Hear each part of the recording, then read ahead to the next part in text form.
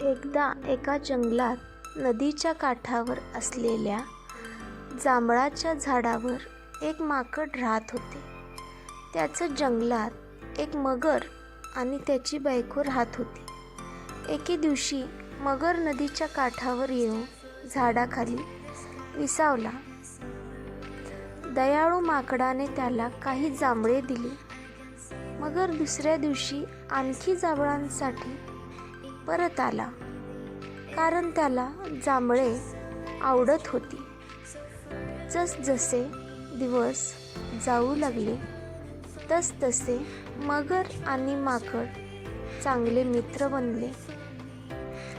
एके दिवशी माकडाने मगरीच्या पत्नीसाठी काही फळे पाठवली.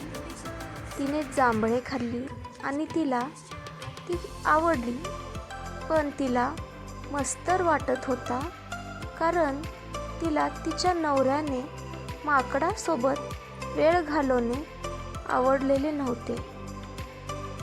तिने आपल्या पतीला सांगितले, जर फळे इतकी रसाळ असतील तर माकडाचे हृदय किती गोड असेल. मला माकडाचे हृदय मिळवून दे. मगरीला आपल्या मित्राला मारायचे नव्हते, पण पर्याय नव्हता. त्याने माकडाला त्याच्या घरी जेवायला बोलवले आणि त्याच्या पत्नीला त्याला भेटायचे आहे असे सांगितले. माकड आनंदी होते, पण पोहता येत नव्हते, म्हणून मगरीने त्याला पाठीवर घेतले.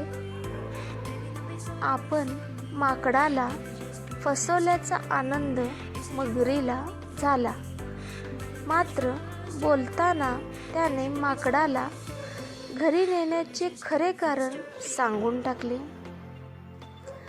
हुशार माकड म्हणाले, तुम्ही मला आधी सांगायला हवे होते. मी माझे हृदय झाडावरच ठेवले आहे. आपण परत जाऊन ते घेऊन आले पाहिजे.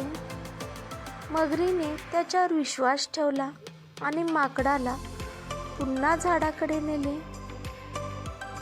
त्यामुळे हुशार माकडाचा जीव वाचला.